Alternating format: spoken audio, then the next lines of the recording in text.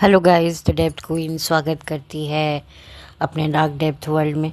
तो मैं हाज़िर हूँ अपने ख़राब गले के साथ एक बार फिर से आप लोगों के लिए एक पॉडकास्ट लेकर मैं हाज़िर हुई हूँ।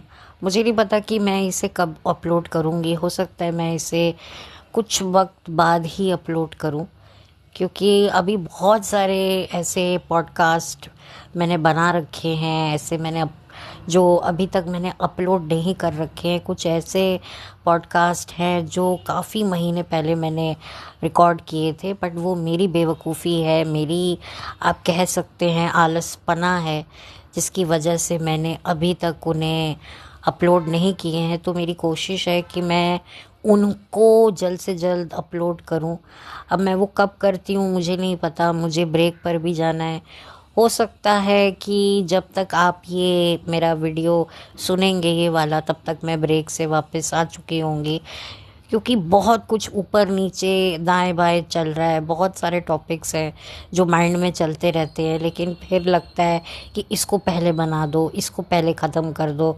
इस चक्कर में ना जो मुझे अपलोड करना होता है वो मेरा पीछे चला जाता है। तो ये कुछ चीज़ें मेरे साथ हो रही हैं, बट ठीक है, धीरे धीरे ठीक हो जाएंगी। मैं सीख रही हूँ।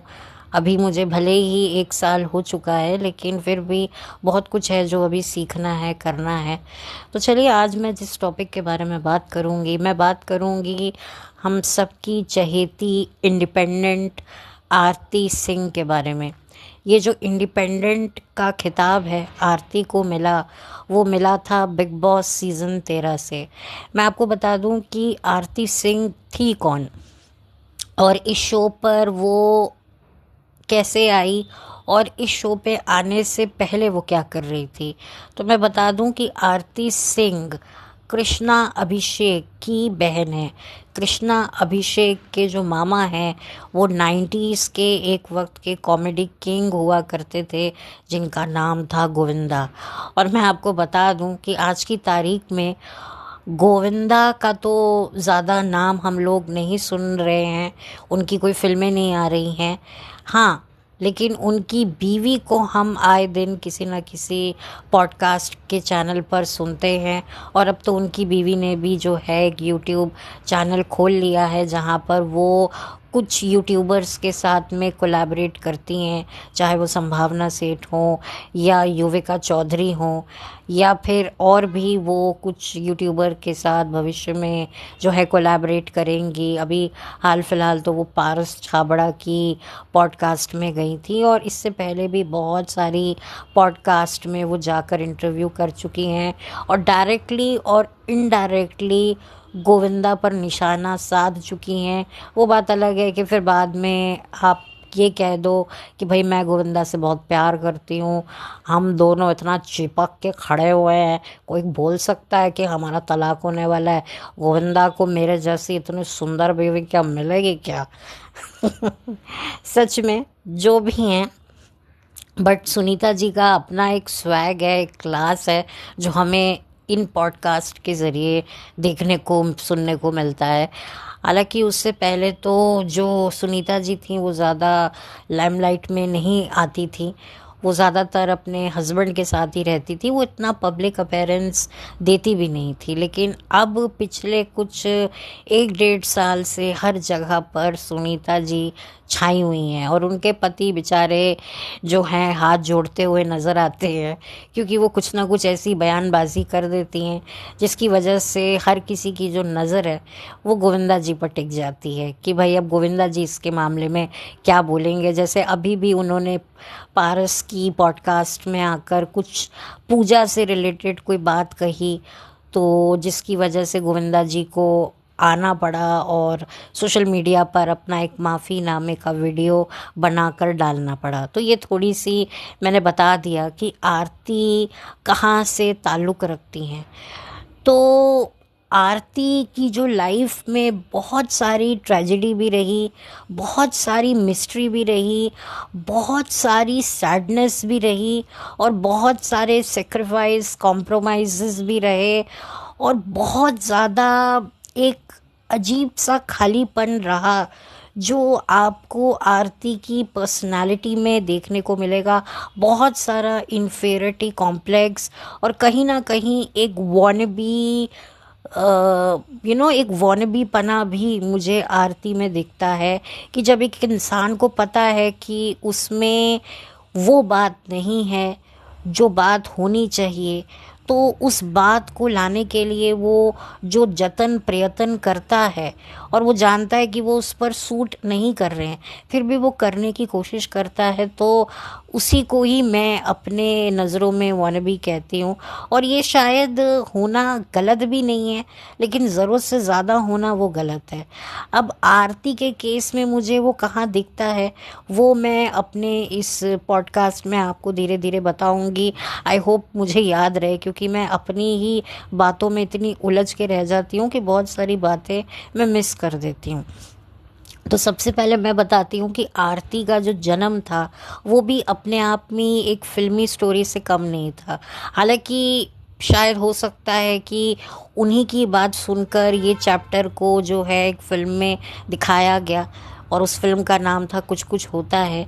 जी हाँ, बिल्कुल सही सुना आपने। जैसे कि टीना को पता होता है कि मैं इस बच्चे को जन्म दूंगी और उसके बाद जो है मैं नहीं बचूंगी, पर उसके बावजूद भी वो इस बच्ची को जन्म देती हैं, क्योंकि वो जानती हैं कि ये बच्चा उनके हस्बैंड के लिए कितना इम्पोर्टेंट होता है। तो वही चीज़ जो है आरती की मदर के साथ भी थी।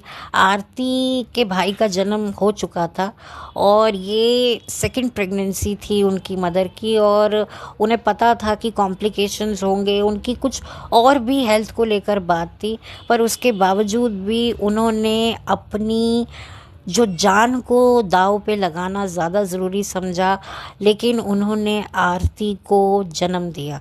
ये बातें आरती ने ही बताई हैं जब वो बिग बॉस सीज़न 13 में थी। आरती के कई पहलू आरती ने खुद से ही बयान किए हैं, जो मुझे कभी कभी काफ़ी जेन्युइन लगे, और कुछ मुझे थोड़ा सा जो है एक हाइप क्रिएट करने के लिए भी लगे। हो सकता है वो सच हो, लेकिन मुझे लगे, वो भी मैं बताऊंगी। तो ये एक आरती की ज़िंदगी का सबसे सैड पार्ट था। आरती की जो मदर की फ्रेंड थी, उन्होंने आरती की रिस्पॉन्सिबिलिटी ली, और यही वजह है कि आरती उन्हें अपनी मदर ही मानती हैं। और बिग बॉस में भी जब आरती की मदर का लेटर आया था, तो वो पढ़ के कितना इमोशनल हुई थी। जब आसिम को टास्क मिला था कि भाई आपके, सबको टास्क मिला था कि आपके हाथ में किसी का लेटर आएगा, तो ये आपके ऊपर होगा कि आप लेटर दे दें। अगर आप लेटर देते हैं तो आप नॉमिनेट होंगे, नहीं देते हैं तो आप नॉमिनेट नहीं होंगे। कुछ ऐसा ही टास्क था, मुझे थोड़ा सा मैं भूल रही हूँ। तो आसिम ने आरती को लेटर दिया था, और जब आरती ने पढ़ा तो वो काफ़ी इमोशनल हुई थी, और उसे इमोशनल देखकर जो है सिद्धार्थ शुक्ला भी इमोशनल हो गया था।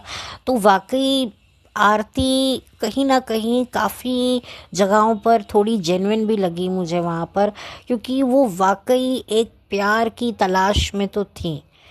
और एक और पहलू छुपा हुआ आरती ने बयान किया था सिद्धार्थ शुक्ला को लेकर, कि भाई उनके और सिद्धार्थ के रिलेशनशिप को भी लेकर लोग बात कर रहे हैं। वो शायद एक ही जिम में मिले थे, कहीं पे मिले थे, और ऐसा रूमर आ गया था कि दोनों एक दूसरे को डेट कर रहे हैं। तब मेरे भाई ने पूछा था और मैंने कहा था नहीं, ऐसा नहीं है। जब वो यहाँ जा रही थी बिग बॉस में, ये बात वो किसी कंटेस्टेंट को बता रही थी।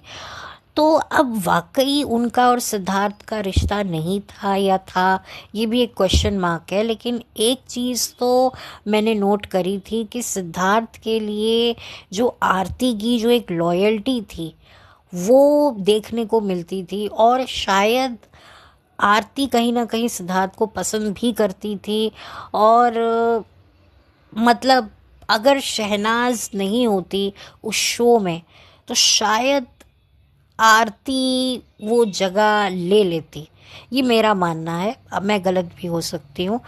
तो ये चीज़ मुझे बिल्कुल भी, मैं इस चीज़ को, भाई मैं तो नहीं कह सकती कि नहीं नहीं ये एक रूमर थी।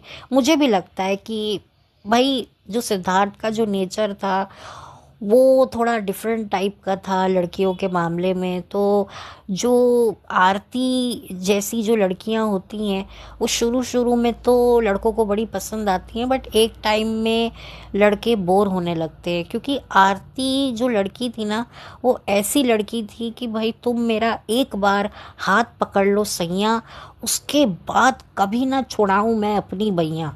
वो उस टाइप की आरती का नेचर था कि भाई अगर मैं कोई मेरे गले में मंगलसूत्र डाल लेगा ना तो मैं पूरी बिछ जाऊंगी उसके सिर, उसकी पूरी मैं चरणों में पड़ जाऊंगी, मैं मेरी पूरी ज़िंदगी उसके नाम पे शुरू और नाम पे ख़त्म टाइप वाली होगी कि भाई मेरी ज़िंदगी का कुछ हो ना हो लेकिन मैं अपने बंदे के लिए सब कुछ कर जाऊंगी।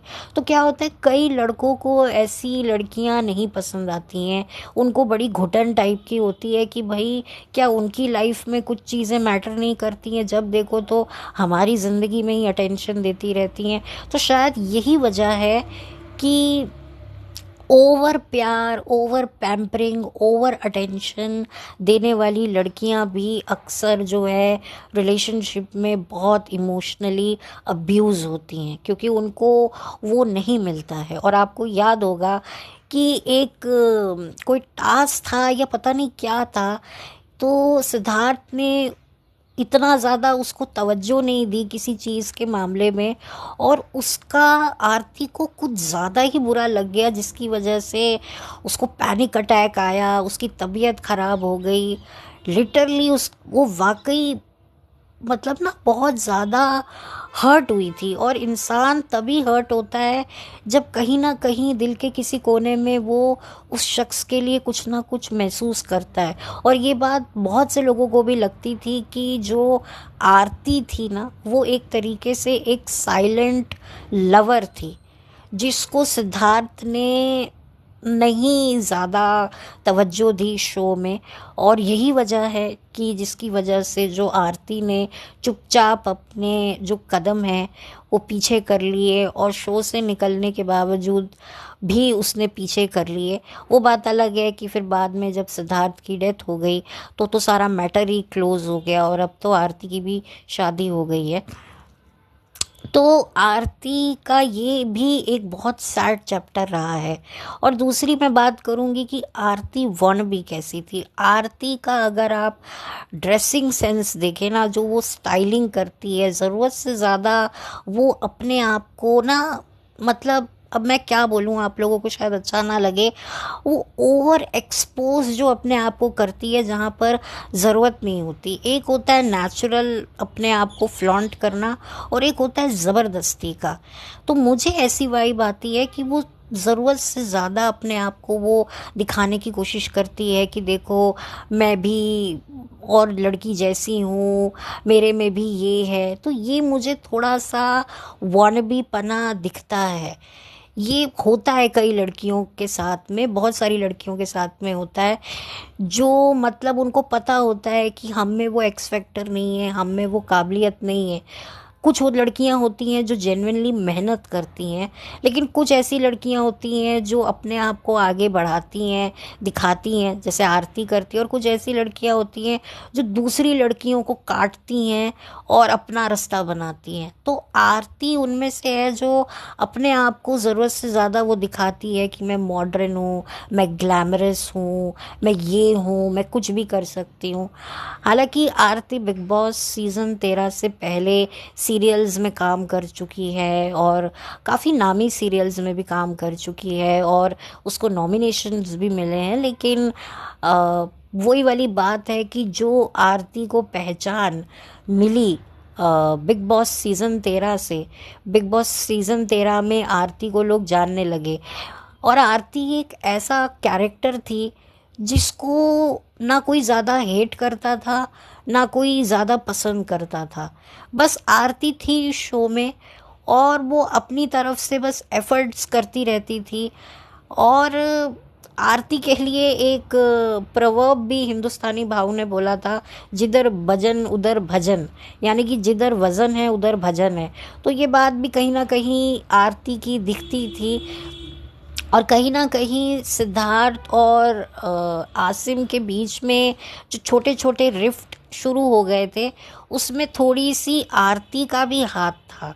वो बात अलग है कि बाद में कभी कभी आरती जेन्युइनली भी सही समझाती थी, बट कभी ऐसा लगता था कि उसकी जो सारी फोकस है ना वो सिद्धार्थ के ऊपर ही है। और वो भी कहीं ना कहीं था, उसने काफ़ी हद तक ये उम्मीद रखी थी कि काश सिद्धार्थ पलट कर मेरे पास आएगा। और यही वजह है कि जो कश्मीरा भी आई थी बिग बॉस में एज अ गेस्ट बन के, तो भी वो चाह रही थी कि भाई आरती और सिद्धार्थ का पेयर बने। तो क्योंकि शायद मामला कुछ और था। वो बात अलग है कि आरती ने कभी कन्फेस नहीं किया और सिद्धार्थ ने तो कभी कुछ नहीं बोला, तो इसलिए बातें कभी बाहर नहीं आई। लेकिन मुझे ऐसा लगता है कि आरती चाहती तो थी सिद्धार्थ को, बट ठीक है। अब कहते ना कुछ ऐसे लोग होते हैं जो खामोशी से अपनी जगह समझ लेते हैं और चुपचाप शोर मचाए हुए वो रास्ते से हट जाते हैं। तो ये एक सेंसिबल मूव आरती का मुझे उस शो में लगा। अच्छा, अब आरती ने कई ऐसी बातें करी जो मुझे बिल्कुल भी जेन्युइन नहीं लगी। कुछ ऐसे अनकट फुटेजेस आते थे जब बिग बॉस सीज़न 13 आया करता था। वूट तब एक ओटीटी प्लेटफॉर्म हुआ करता था जिस पे कलर्स के शोज़ आया करते थे और बिग बॉस का एपिसोड्स आते थे और कुछ अनकट फुटेजेस भी डाली जाती थी। तो उसमें आरती एक बार बता रही थी कि एक लड़का मुझे बड़ा पसंद करता था, बाद में पता चला कि ना वो तो ऑलरेडी मैरिड था, उसके बच्चे भी थे, पर वो मेरे से बड़ा प्यार करता था। और भी कुछ था, मुझे अब याद नहीं है, काफ़ी पुरानी बात हो गई है। ये सब आरती ने बातें की हैं, मैं कुछ नहीं बोल रही हूँ। तो मुझे कहीं ना ये बातें बड़ी फैब्रिकेटेड लगती थी। कुछ ऐसे लोग होते हैं जिनकी ज़िंदगियाँ इतनी सिंपल होती हैं ना कि वो अपनी खुद की सिंपल रूटीन लाइफ से इतने बोर हो चुके होते हैं कि वो खुद चाहते हैं कि हमारी लाइफ में कुछ ऐसा हो कि भाई हमारी भी लाइफ में कुछ कंट्रोवर्सी हो और हमारे बारे में भी कोई बात हो, हमारी ज़िंदगी में कुछ ऐसा हो जिससे लोग हमारे बारे में बात करें। हमारे बारे में तो कोई बात करता नहीं है, क्योंकि हर किसी को अच्छा लगता है कि उसके बारे में कोई ना कोई बात हो। ये कहना बड़ा आसान होता है कि भाई हमारे बारे में बात मत करो, लेकिन जब आपके बारे में बात होनी बिल्कुल बंद हो जाती है ना, तो फिर तकलीफ़ होती है। और आरती की फैमिली में हर कोई कुछ ना कुछ काम कर रहा है। ज़्यादातर आरती के कुछ कज़न्स हैं जैसे कि रागिनी खन्ना, जिनको आपने एक वक्त पे ससुराल गेंदा फूल नाम का एक शो आया करता था स्टार प्लस पे, उस पे मेन लीड में भी आपने देखा है, जिसके लिए रागिनी को बहुत सारे अवार्ड्स मिले थे। वो बात अलग है कि शो ख़त्म हुआ, फिर उसके बाद रागिनी का भी करियर एक तरीके से ख़त्म हो गया। अब रागिनी अपनी माँ के साथ बैठकर सोशल मीडिया पे वीडियोस बनाती हैं, यूट्यूब चैनल है शायद, मुझे इतना पता नहीं। तो अब रागिनी के पास इतना वो काम नहीं है जो एक वक्त पे हुआ करता था।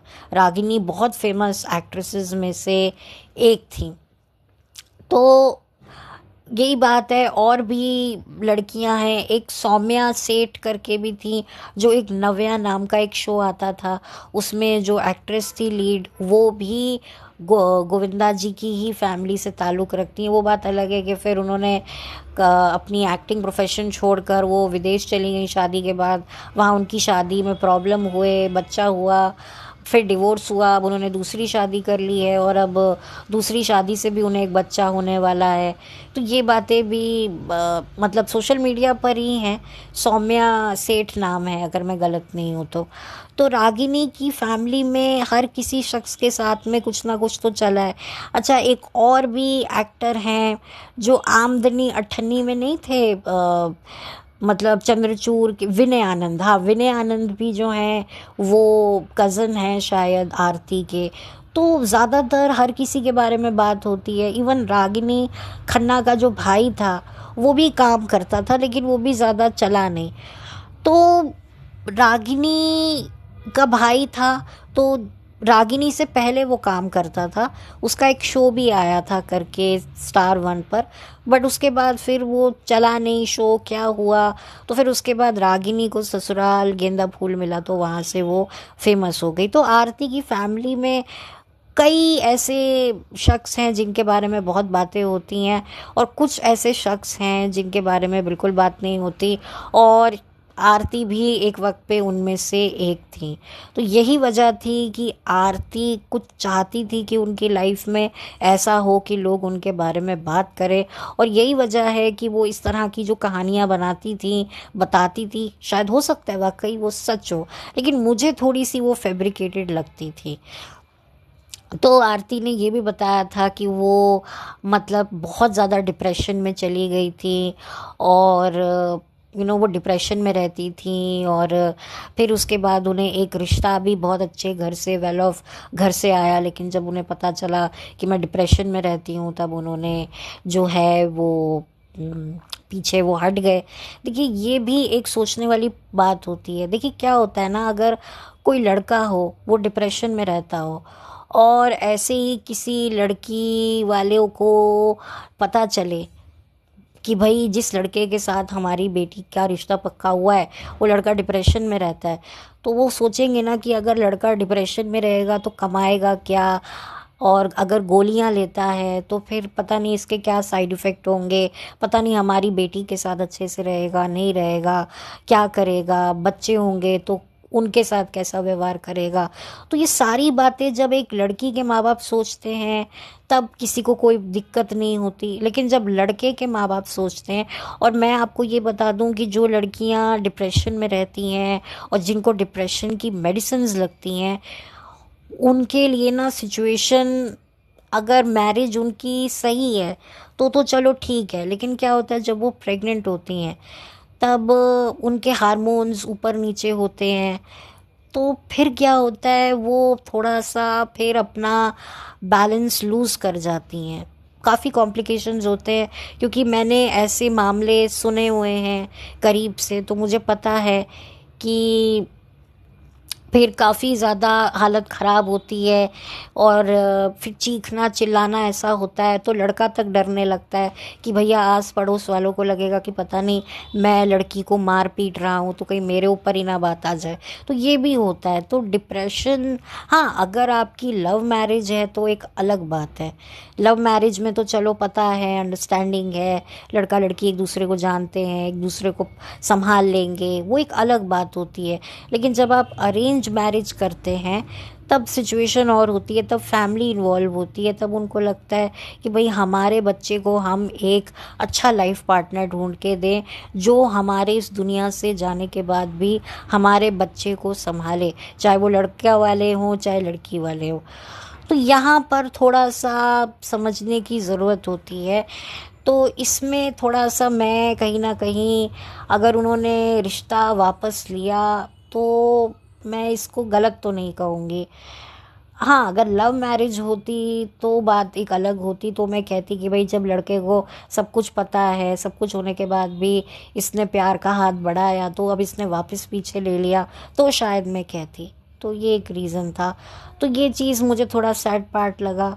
और आरती की ज़िंदगी में एक और सबसे बड़ा जो एक बात थी, जो एक बहुत बड़ी शॉकिंग चीज़ थी, आरती के चाइल्डहुड में उसके साथ घर के एक मेल सर्वेंट ने जो उसके साथ जो दुष्कर्म करने की कोशिश की थी, वो बात आरती ने बताई थी, आरती ने ही बताई थी, जो काफ़ी ज़्यादा शॉकिंग भी थी। कि मतलब बचपन से एक बिन माँ की बच्ची को, ठीक है, वो उसे एक माँ का प्यार भले ही मिल रहा है, माँ की जो सहेली हैं वो माँ बन के सब कुछ कर रही हैं, बट वही वाली बात होती है कि जानती है आरती, सारी बातें आरती को पता है, तो फिर भी आरती ने किस तरीके से हिम्मत से खुद को बचाया, खुद को इस सिचुएशन से बाहर निकाली, वो बात अलग है। कि ये बातें सुनकर जो हैं कृष्णा, अभिषेक और जो आरती की जो मदर हैं, उन्होंने पहले तो इस बात को डिनाई कर दिया कि नहीं नहीं ऐसा कुछ नहीं है, लेकिन फिर आरती ने ही बताया कि वो लोग डर गए कि पता नहीं मेरी शादी होगी नहीं होगी। वो बात बिल्कुल सही है, क्योंकि जब आप अरेंज मैरिज करते हैं ना, अरेंज मैरिज में हर चीज़ देखी जाती है। तो यहाँ पर भी मुझे चीज़ें आरती की जो हैं वो काफ़ी डिस्टर्बिंग लगी। मैं इन सब चीज़ों को बड़ा डिस्टर्बिंग मानती हूँ। अब इतनी बड़ी बात आरती झूठ तो मुझे नहीं लगता कह रही है, पर मैं कह नहीं सकती हूँ। बट ठीक है, कभी कभी मुझे लगता है क्या वाकई वो सच कह रही है, लेकिन फिर कहती हूँ कि नहीं यार, इतना तो कोई झूठ नहीं बोलेगा अपनी लाइफ को इतना वो हैपनिंग बनाने के लिए, क्योंकि ये बहुत बड़ी बात थी, बहुत बड़ी बात थी। और उन्होंने बताया था कि वो कुछ 10 12 13 साल की थी शायद, तब उनके साथ घर के एक मेल सर्वेंट ने ऐसी बदतमीज़ी करने की कोशिश करी थी, तो उन्होंने अपने आप को किस तरीके से पकड़ के जो है उस जगह से निकाला था। तो खैर, अब मैं बात करूँगी आरती की शादी के बारे में। आरती की शादी एक बिजनेसमैन से हुई है, दीपक है। अब आरती को आप देखें और दीपक को आप देखें तो आप बहुत कुछ समझ जाएंगे कि क्या मामला है। देखिए, मैं किसी के रंग रूप से किसी को जज नहीं करती हूँ, लेकिन मैंने एक बात देखी है अपने आसपास, जो देखी है कि जो जिन लड़कों का रंग ऐसा होता है, दबा हुआ होता है, वो अक्सर शादी ऐसी लड़कियों से ही करते हैं जो बहुत ज़्यादा गोरी हों।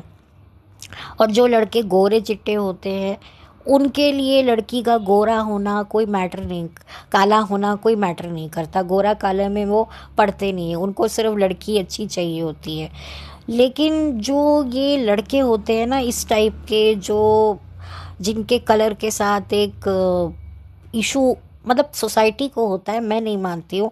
ख़ास तौर पे इनकी माओं को भी बड़ा इशू रहता है कि भाई मेरा बेटा काला है, क्योंकि मेरी खुद की फैमिली में, क्लोज़ फैमिली में एक महिला थी जिनको बड़ी दिक्कत थी कि मेरे दोनों बेटे काले हैं। तो किसी के भी यहाँ बेटा होता था तो वो रंग रूप को लेकर हमेशा टिप्पणी कर देती थी, और मुझे बड़ा गुस्सा आता था कि यार, ये मानती तो ये औरत कृष्ण भगवान को है, जो मतलब सांवले हैं, श्याम सुंदर जिनको कहा जाता है, और खुद ही ये रंग रूप के पीछे पड़ी है। तो एक बार मैंने क्या किया, मैंने एक मैसेज क्रिएट किया जहाँ पर मुझे एग्जैक्टली याद नहीं, मैंने लिखा था कि पता नहीं लोग रंग रूप को क्यों इतनी तवज्जो देते हैं, कृष्ण भगवान भी तो काले हैं, कुछ मैंने ऐसा करके ना, क्योंकि मैं डायरेक्टली तो उनको कुछ बोल नहीं सकती थी, तो मैंने उनको ये मैसेज भेजा था।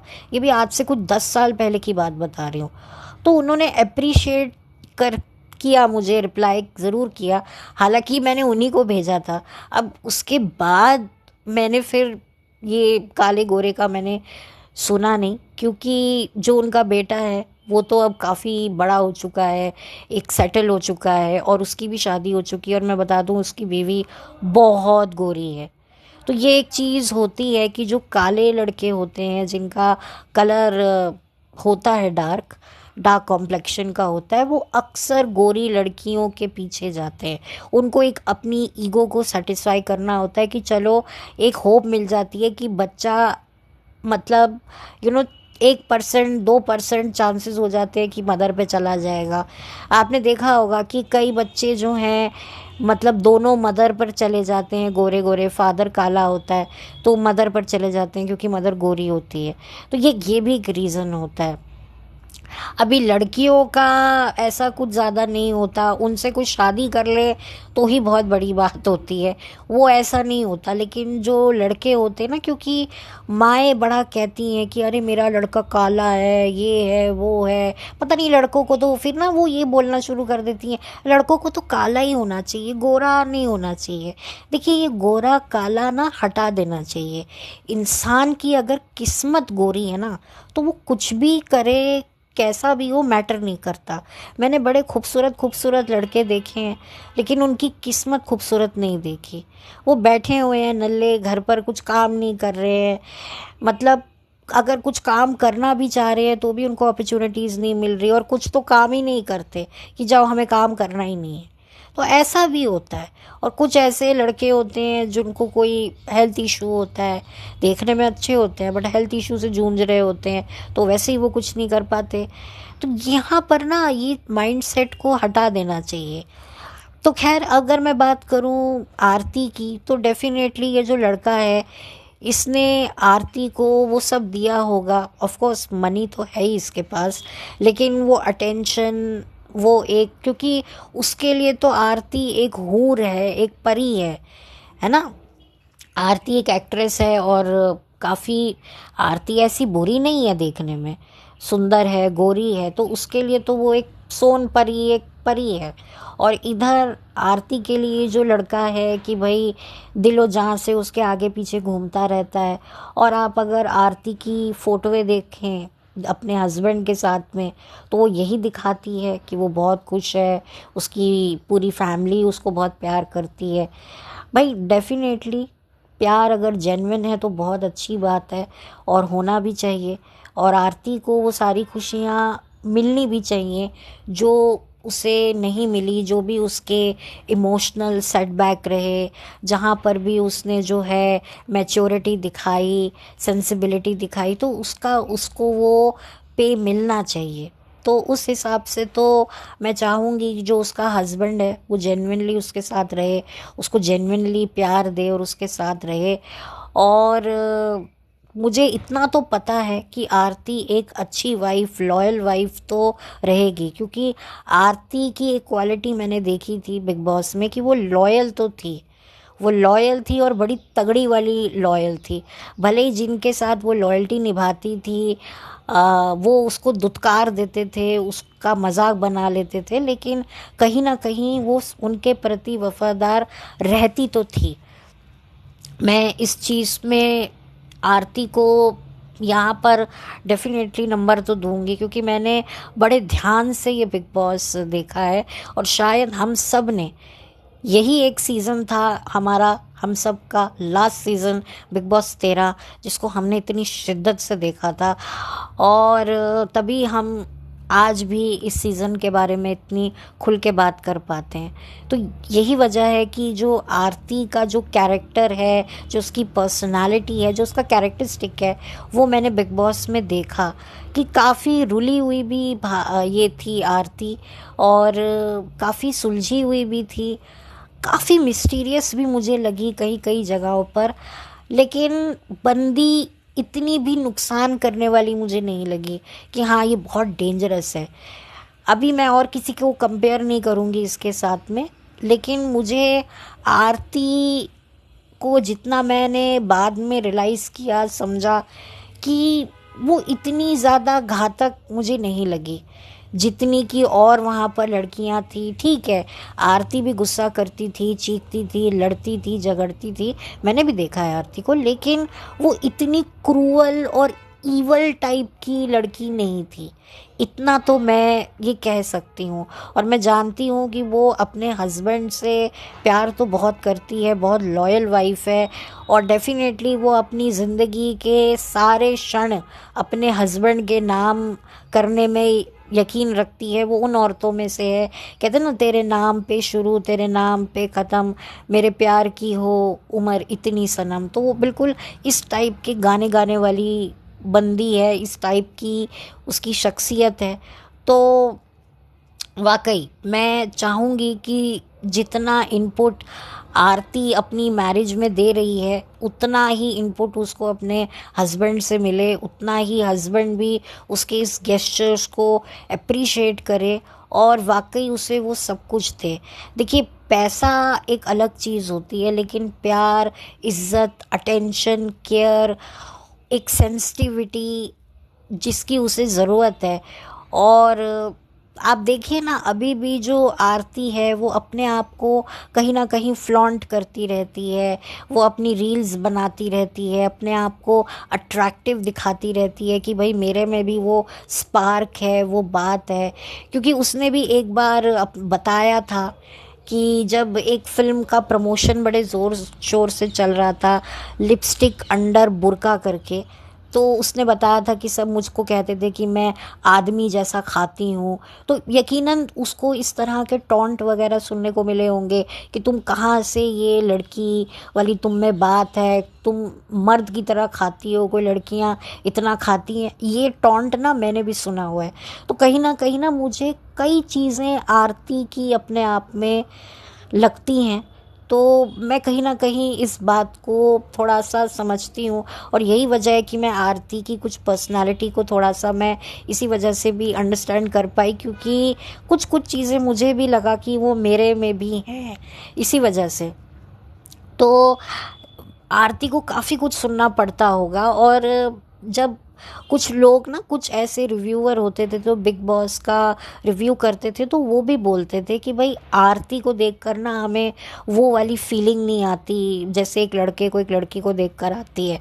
तो मैं समझ गई कि यही रीज़न है जिसकी वजह से शायद एक ये भी रीज़न होता है कि यार मेरी कोई आइडेंटिटी नहीं है, मेरे फैमिली में सब कुछ इतने बड़े बड़े लोग पोजीशन पे हैं, और ऊपर से मुझे कोई लड़के की भी अटेंशन नहीं मिल रही, क्योंकि मुझे देखकर किसी लड़के को कोई फीलिंग ही नहीं जाग रही। तो ये भी एक रीज़न हो सकता है किसी लड़के ने कभी आरती को ये बोला हो कि भाई मैं तुम्हें कई ऐसी लड़कियां होती हैं जिनको लड़के अपनी फ्रेंड बना सकते हैं, दोस्त बना सकते हैं, एक वेल विशर बना सकते हैं, भाभी बना सकते हैं, लेकिन गर्लफ्रेंड नहीं बना सकते, या वाइफ तो छोड़ो बट गर्लफ्रेंड बना ले तो भी बहुत बड़ी बात है।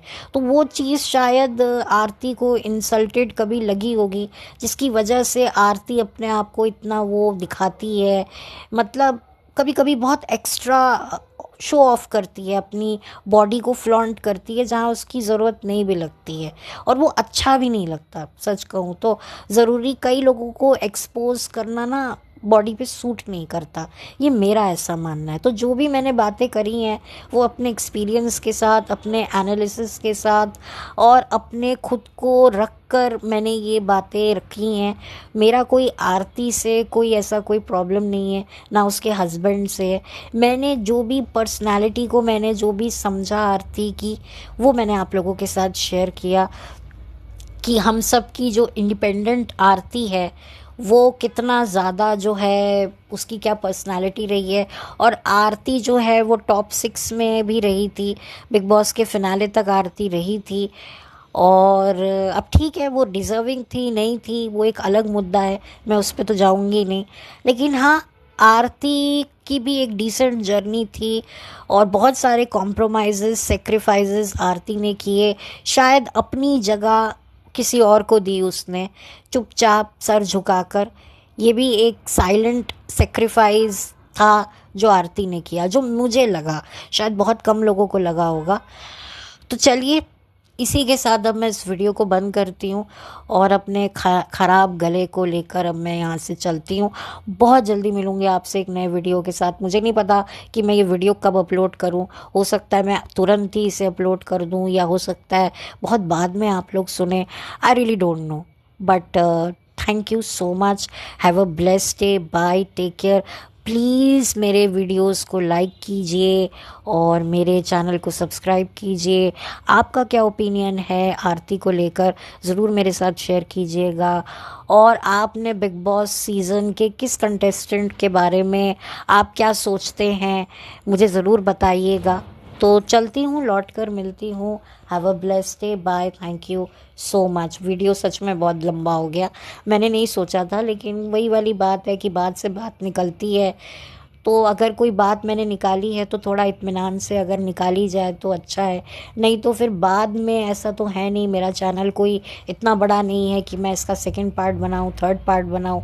मेरी कोशिश रहती है कि एक ही वीडियो में मैं सब कुछ कवर कर दूं, और अगर मुझे वक्त मिलता है तो मुझे लगता है कि मैं उस वक्त को यूटिलाइज़ करूं और अपने दिल में जो है वो आप लोगों के साथ शेयर करूं बिना कोई हेट फैलाए हुए। तो चलती हूँ, हैव अ ब्लेस्ड डे।